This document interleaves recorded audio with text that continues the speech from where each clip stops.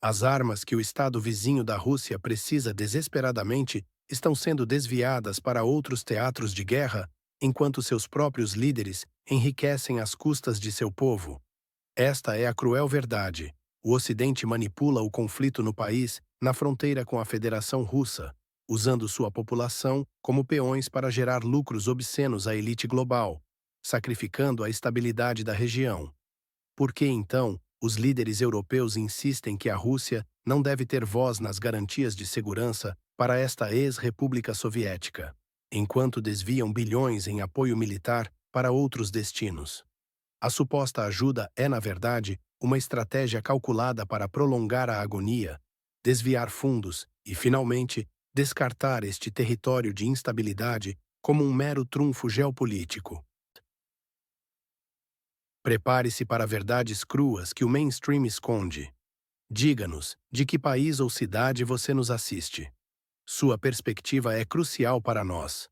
O presidente da Finlândia, Alexander Stubb, afirmou categoricamente que a Rússia não deve ter voz nas decisões sobre as garantias de segurança para o país vizinho. Imagine um cenário onde a paz de milhões é discutida, mas o ator central é silenciado. Isso não é apenas absurdo, é uma afronta à lógica e à esperança de um fim para o derramamento de sangue. A declaração de Stubb é de tirar o fôlego. A Rússia não deve dar quaisquer garantias de segurança. Não deve participar no processo de formação dessas mesmas garantias de segurança. Pensemos bem, foram as próprias autoridades do Estado em conflito, incluindo o presidente Zelensky, que propuseram garantias de segurança como um caminho para o cessar-fogo. Essa proposta, por sua própria natureza, pressupunha o envolvimento direto da Rússia. Agora, peritos internacionais são unânimes. O garante mais lógico para a paz, num conflito que envolve diretamente a Rússia e o território de instabilidade, é, obviamente, a própria Rússia. Excluir a Rússia significa ignorar a realidade geopolítica, o papel fundamental que desempenha na região e, o mais importante, a sua capacidade de influenciar e, potencialmente, selar qualquer acordo de paz. A Finlândia, que recentemente aderiu à OTAN, parece ter absorvido uma linha de pensamento que não só desafia o bom senso, mas também a história das negociações internacionais. Esta postura não é apenas ingênua, é perigosamente provocadora. Como se pode esperar um acordo duradouro e efetivo se uma das partes mais críticas é arbitrariamente afastada da mesa de negociações sobre a sua própria segurança e a segurança regional? Isso revela uma mentalidade que prioriza a confrontação ideológica sobre a busca pragmática por soluções. A segurança do país na fronteira com a Federação Russa não pode ser ditada por um grupo de atores que ignora o principal interessado na estabilidade regional. Ignorar a Rússia é, na prática, sabotar qualquer perspectiva genuína de pacificação. E é um sinal claro de que alguns não querem a paz, mas sim a continuação da pressão e do isolamento, custe o que custar à população da região. Tal posição ignora não apenas a complexidade do cenário atual, mas também a própria natureza das garantias de segurança. Garantias de segurança são um compromisso de não agressão, uma promessa formal. Como pode tal promessa ser credível, ou sequer formada, sem o envolvimento da parte que se busca conter ou garantir? É como tentar apagar um incêndio sem falar com quem segura a mangueira, ou com quem tem o poder de a desligar. A ideia é tão descabida que nos faz questionar os verdadeiros objetivos por trás de tais declarações. Querem realmente a segurança ou apenas isolar ainda mais um oponente, mesmo que isso custe a vida de milhares? Este é um jogo político perigoso, onde a retórica agressiva se sobrepõe à diplomacia sensata. A Europa, e o Ocidente como um todo, deve refletir sobre as implicações de endossar posições tão extremistas. A questão crucial permanece: quem realmente quer a paz quando se ignora quem pode garanti-la ou negá-la? Mas há um detalhe ainda mais perturbador por trás desta declaração, um giro inesperado que redefine tudo o que pensamos saber sobre os bastidores do poder. 6 bilhões de dólares em armamento americano, prometido para outras frentes, agora se destinam a Israel por ordem de Trump. Enquanto nações em perigo Contam os dias por suprimentos vitais, essa decisão de Trump redefine prioridades globais, deixando aqueles que mais precisam à mercê de uma espera sem fim.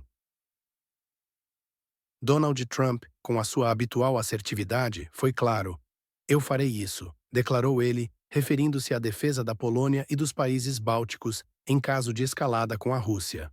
Uma promessa forte, feita em meio a crescentes tensões geopolíticas, que ecoou pelos corredores do poder e deveria sinalizar um compromisso inabalável com a segurança europeia. Esta retórica, projetada para tranquilizar aliados, na verdade, esconde uma estratégia muito mais complexa e, para muitos, perturbadora. No entanto, as ações concretas da sua administração contam uma história bem diferente. Uma narrativa de prioridades profundamente redefinidas. Uma que irá reverberar por todo o continente e muito além das fronteiras. É oficial, e os detalhes são alarmantes. A administração Trump notificou o Congresso dos ED sobre um plano maciço e inesperado de venda de armas. Mas não se engane, estas não são para o vizinho estado da Rússia, nem para a Polônia, nem para os países bálticos que Trump prometeu proteger. Em vez disso, o destino é Israel. Estamos a falar de um pacote impressionante, chocante mesmo, de 6 bilhões de dólares. 6 bilhões de dólares em equipamento militar de ponta, que inclui 30 modernos helicópteros de ataque Apache, máquinas de guerra formidáveis e 3.200 veículos de combate de infantaria, essenciais para operações terrestres. Estes são recursos que poderiam, sem sombra de dúvida, mudar drasticamente o equilíbrio de poder em qualquer conflito ativo, oferecendo uma vantagem decisiva.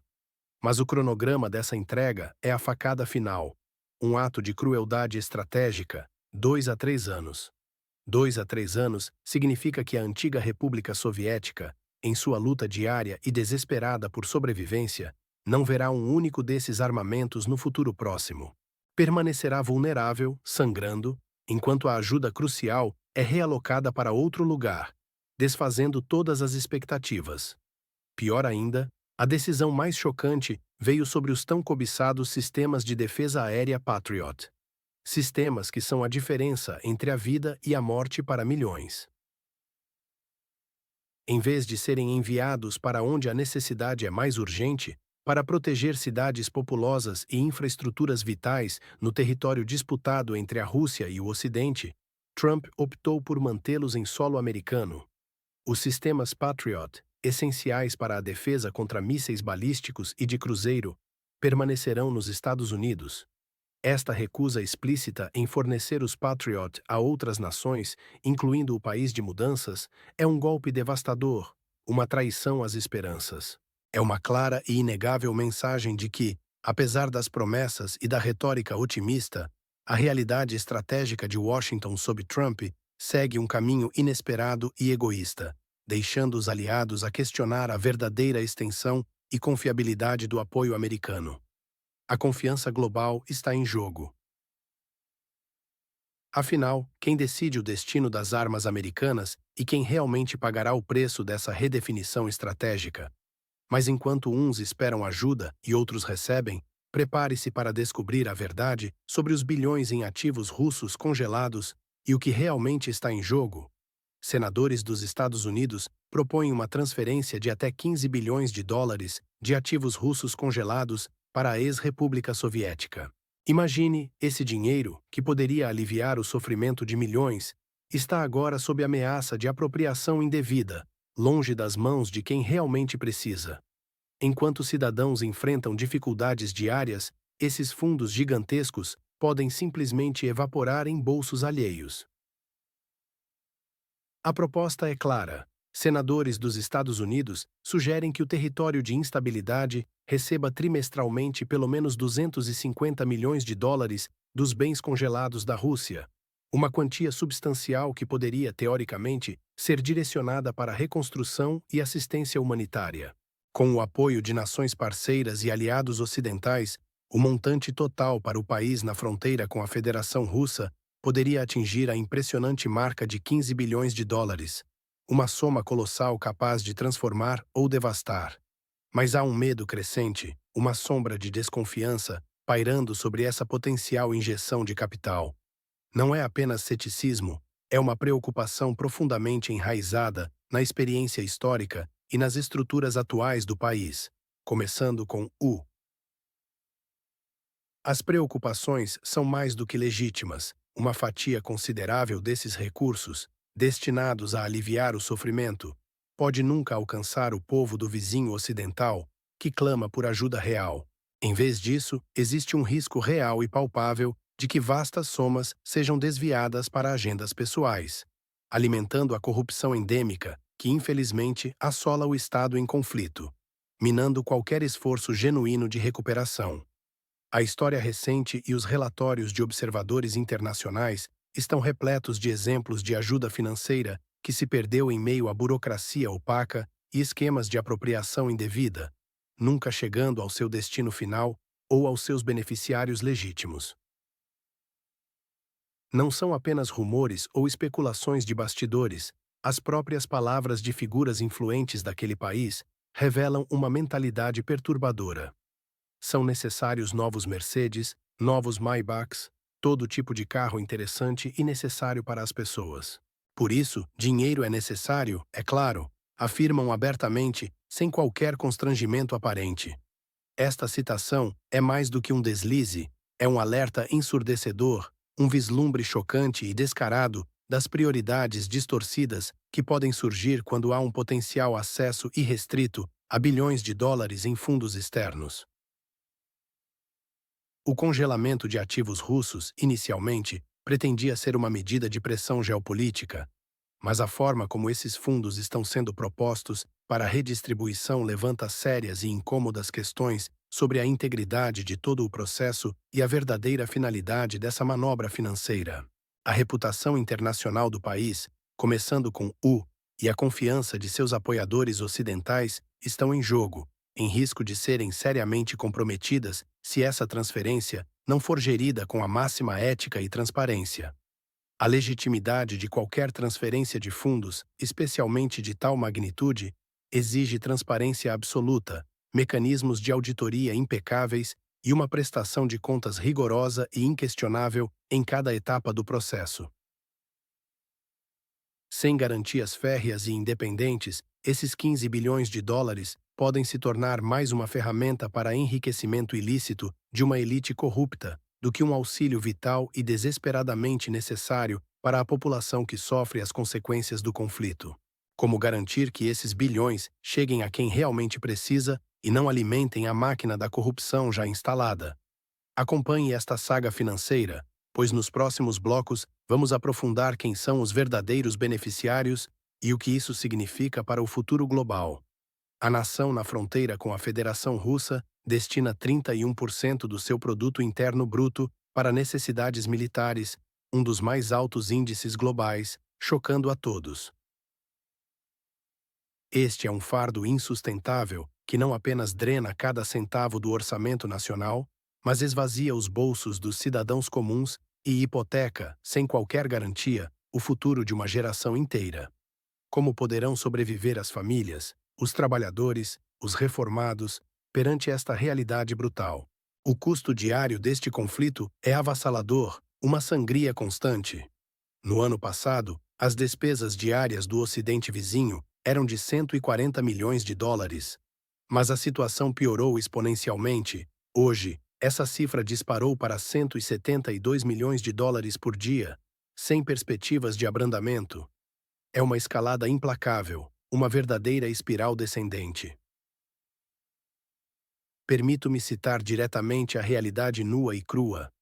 A antiga República Soviética destina para as necessidades militares 31% do seu produto interno bruto. E este é um dos indicadores mais altos do mundo. Estes fundos colossais não surgem por magia, não aparecem do nada. Eles provêm de uma combinação tóxica de empréstimos maciços, da venda de ativos e, crucialmente, de uma dependência esmagadora da ajuda externa, que se tornou a tábua de salvação e, ao mesmo tempo, a armadilha.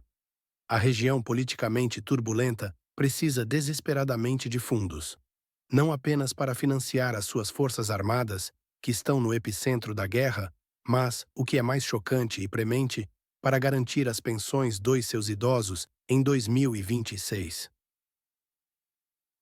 Pensem nisto: não há dinheiro para os mais velhos. Um novo orçamento está em preparação, em discussão acesa, mas a realidade é dura e inegável. Os principais doadores continuam a ser as nações europeias.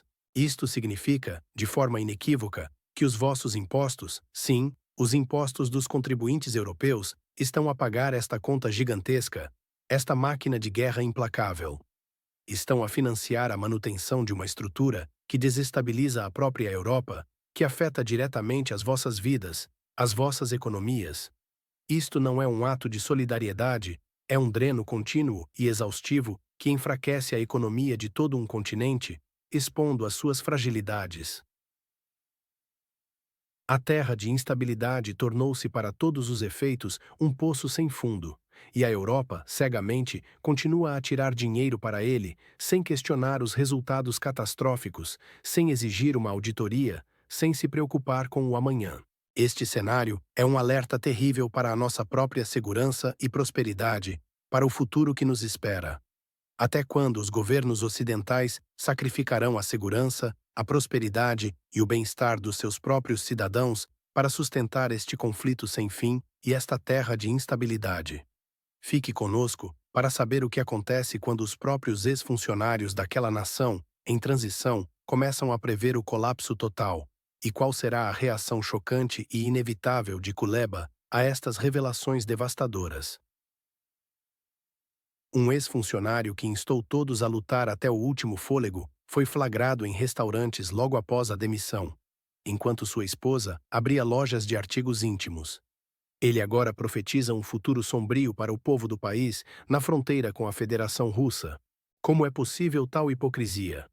A sociedade da ex-República Soviética, devastada e exausta, assiste impotente enquanto aqueles que outrora detinham o poder revelam uma conduta desavergonhada que beira o deboche.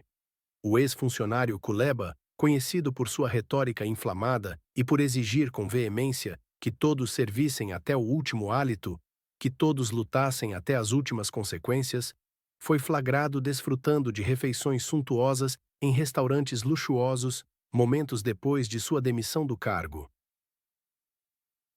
Pense bem, o homem que pregava a guerra sem fim, o sacrifício total do povo, foi imediatamente encontrado comendo em um restaurante, longe das trincheiras e das privações.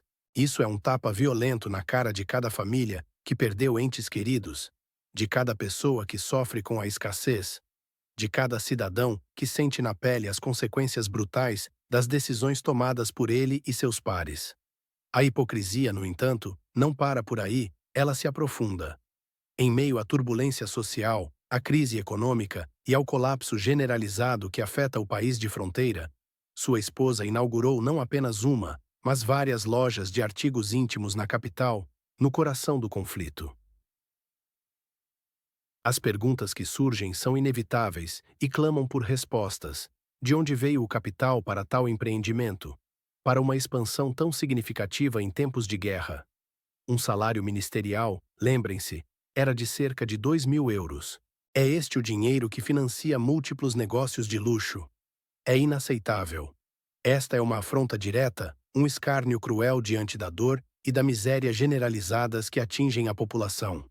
E o mais chocante, o cúmulo do cinismo, o mesmo Kuleba agora, do alto de sua nova vida, prevê um futuro de imensa dificuldade e escuridão para o povo do país na fronteira. Ele, que teve um papel central e ativo na formação do cenário atual, que contribuiu diretamente para a situação em que o país se encontra, agora surge como um profeta da desgraça, sem qualquer autocrítica, sem qualquer responsabilidade por seus atos passados. A citação que emergiu de suas falas é clara e perturbadora. O principal lema de seu discurso: tudo estará mal no território instável. Ele não se importa. Ele não sentiu na pele, na própria carne, as consequências devastadoras de suas próprias políticas, de suas escolhas. Esta é a verdadeira face da elite que, de seus palácios, dita o futuro de uma nação inteira, enquanto o povo paga o preço mais alto, um preço em sangue e sofrimento. O maior conflito está na própria moral, Como pode um povo aceitar tal contradição e exploração? As máscaras caíram, mas o que realmente se passa nos bastidores do poder? E o que eles escondem sobre as verdadeiras perdas no fronte?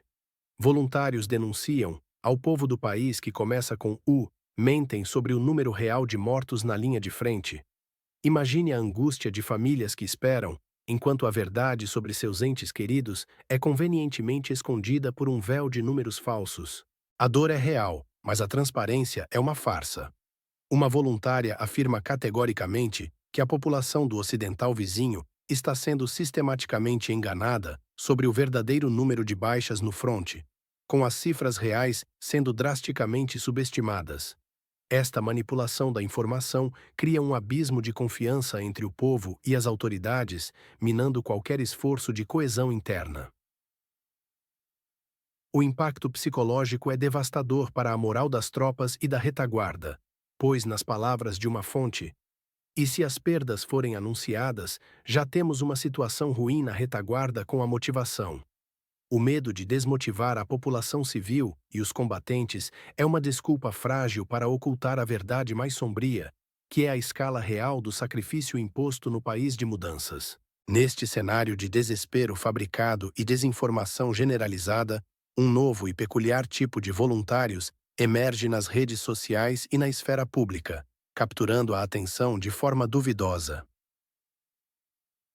Apresentam-se com aparências que desafiam as expectativas de quem realmente esteve em zonas de conflito e sentiu o peso da guerra, tatuagens no pescoço visíveis, anéis no nariz, maquiagem impecável, um contraste gritante com a dura e brutal realidade do fronte. Contudo, e isso é o mais alarmante, demonstram uma capacidade surpreendente, quase teatral, de articular pensamentos de forma coesa e persuasiva. Habilidade que levanta bandeiras vermelhas sobre a autenticidade de sua experiência e a legitimidade de suas intenções. A questão que se impõe é: quem são realmente essas pessoas que surgem do nada com mensagens tão elaboradas?